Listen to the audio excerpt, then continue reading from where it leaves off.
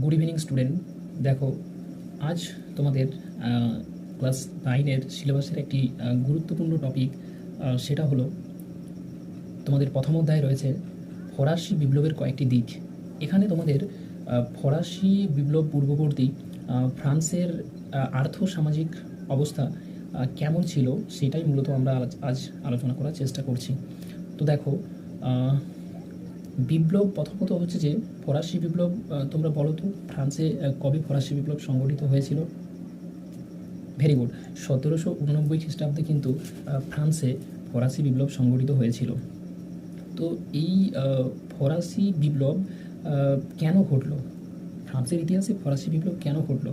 বা হঠাৎ করেই তো একটা বিপ্লব ঘটে যায় না। প্রথমে আমরা দেখব যে বিপ্লব কাকে বলে। হ্যাঁ, তো বিপ্লব কাকে বলে এইটা আমরা জানতে চেষ্টা করব। তো দেখো, কোনো একটি প্রচলিত ব্যবস্থার দ্রুত এবং আমূল পরিবর্তন, কোনো একটি প্রচলিত ব্যবস্থা সেটি হতে পারে সামাজিক, অর্থনৈতিক বা রাজনৈতিক বা শিল্পক্ষেত্রে দ্রুত ঘটবে এবং আমূল পরিবর্তন ঘটবে। এই জিনিসটাকেই আমরা মূলত বলার চেষ্টা করছি বিপ্লব। তো ফরাসি বিপ্লব, তার পূর্ববর্তী সময় থেকে ফরাসি বিপ্লব পর্যন্ত ফ্রান্সে যে যারা শাসন করত তাদের যে রাজবংশ সেটাকে বলা হতো পূর্ব, মানে রাজাদের শাসনকাল আর কি, পূর্ব বংশের শাসন চলছিল। তো ফরাসি বিপ্লব যখন সংগঠিত হয় তখন ফ্রান্সের রাজা ছিলেন রাজা ষোড়শ লুই।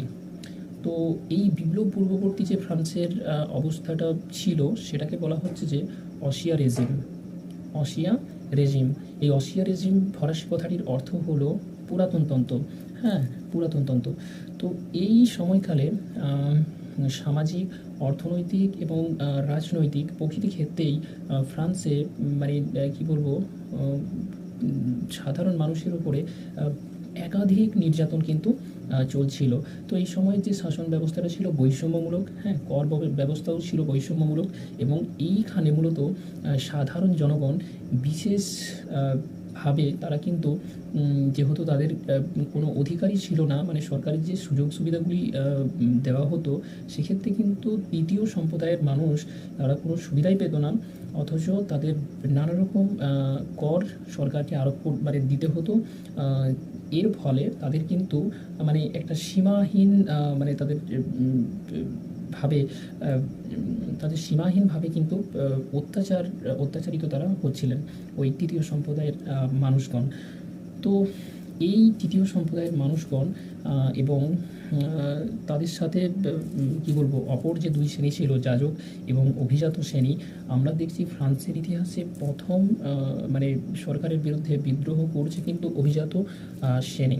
তো এখন তোমাদের বলতে হয় যে ফরাসি বিপ্লব পূর্ববর্তী ফ্রান্সের সমাজ কাঠামো কিন্তু তিনটি এস্টেট বা সম্প্রদায়ে বিভক্ত ছিল।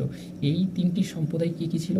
প্রথম সম্প্রদায় অর্থাৎ যাজক শ্রেণী, দ্বিতীয় সম্প্রদায় অর্থাৎ অভিজাত শ্রেণী, এবং তৃতীয় সম্প্রদায় অর্থাৎ সাধারণ মানুষ। তো এই প্রথম সম্প্রদায় বা ফার্স্ট এস্টেট, এই ফার্স্ট এস্টেটে আবার দুটি শ্রেণীতে বিভক্ত ছিল, উচ্চতর অভিজাত, এই উচ্চতর যাজক এবং নিম্নতর যাজক, এবং অপরদিকে অভিজাতদের যে ভাগটা ছিল বা বিভাজনটা ছিল সেটাও মূলত দুটি ভাগেই বিভক্ত ছিল। উচ্চতর মানে কী বলে অশীধারী অভিজাত এবং কী বলবো পোশাকি অভিজাত। অশীধারী অভিজাত অর্থাৎ যারা জন্মসূত্রেই অভিজাত হয়েছে তাদেরকে আমরা অশীধারী অভিজাত বলছি। আর তোমার পোশাকি অভিজাত হচ্ছে যাদেরকে মানে পোশাক দেখেই বোঝা যেত মানে এরা হচ্ছে যে পোশাকি অভিজাত। তো আর সাধারণ মানুষদেরও এইভাবে আমরা তিনটি ভাগে ভাগ করতে পারি, যেমন কী বলে কী বলবো বুর্জোয়া, হ্যাঁ, কৃষক, সাকুলাত। ঠিক আছে। তো এই সামাজিক যেহেতু ভাবে মানে ফ্রান্সের যে কর ব্যবস্থা, সেইখানে এই কর ব্যবস্থার মানে বেশিরভাগ সরকারের সুযোগ সুবিধাগুলি কিন্তু দুটি শ্রেণী, প্রথম দুটি শ্রেণী যাজক এবং অভিজাতরাই ভোগ করছিল। এদেরকে বলা হতো প্রিভিলেজ শ্রেণী অর্থাৎ অধিকারভোগী শ্রেণী। আর কী বলে তৃতীয় সম্প্রদায়ের সাধারণ মানুষদের বলা হতো নন প্রিভিলেজ শ্রেণী, বা এদের হাতে কোনো মানে সরকারের কোনো সুযোগ সুবিধা এরা কিন্তু পেত না। হ্যাঁ, এদেরকে বলা হচ্ছে নন প্রিভিলেজ অপরদিকে এই তৃতীয় সম্প্রদায়ের মানুষকেই সরকারের বেশিরভাগ করটি দিতে হতো, বেশিরভাগ কর দিতে হতো। তো এই রকম একটা বৈষম্যমূলক অবস্থা থেকে তারা যখন তাদের দেওয়ালে দেওয়ালে পিঠ ঠেকে যাচ্ছে, তখন তারা বিদ্রোহের পথে যেতে বাধ্য হচ্ছে। এই একটা বিষয়। আর কর ব্যবস্থা আমরা দেখলাম যে ফ্রান্সের বেশিরভাগ করটাই দিতে হচ্ছে তৃতীয় সম্প্রদায়ের মানুষদের, অথচ তাদের হাতে কোনো মানে সরকারের তো সুযোগ সুবিধা পাচ্ছেই না, এবং তাদের মানে ফ্রান্সের যে বেশিরভাগ সম্পত্তি সেইটা কিন্তু ভোগ করছিল প্রথম এবং দ্বিতীয় সম্প্রদায়ের মানুষরা। তাহলে এদের হাতে কোনো সম্পত্তিও সেরকমভাবে নেই, অথচ এদেরকে কিন্তু সরকারের বেশিরভাগ করটাই দিতে হচ্ছে।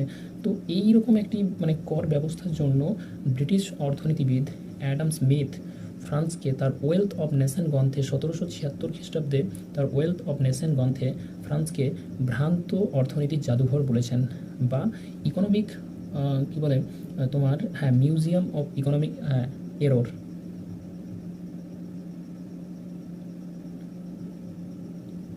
Museum of economic error. তো এই বৈষম্যমূলক ব্যবস্থা আবার ঐতিহাসিক লেফেভর ফ্রান্সকে রাজনৈতিক কারাগার বলেছেন। কারণ মানে প্রশাসনের বিভিন্ন উচ্চ পদগুলি টাকার বিনিময়ে বিক্রি করে দিত রাজা। হ্যাঁ, যেখানে যদি আমরা উদাহরণ দিয়ে বলি, ইন্টেন্ডেন্স নামক অভিজাত শ্রেণী থেকে একটা শ্রেণী নিযুক্ত করা হতো। তো এরা ছিল মানে যেহেতু টাকার বিনিময়ে এই পদটা কিনে নিচ্ছে, সেহেতু তারা ছিল কী বলে মানে প্রভূত পরিমাণ মানে কী বলবো হিংসাশয়ী, এবং তাদের মূল টার্গেট ছিল সাধারণ মানুষ কৃষকদের কাছ থেকে বেশি পরিমাণে রাজস্ব আদায় করা। এবং এই জন্যই ঐতিহাসিক লেফেভর ফ্রান্সকে মানে রাজনৈতিক কারাগার বলতে চেয়েছেন।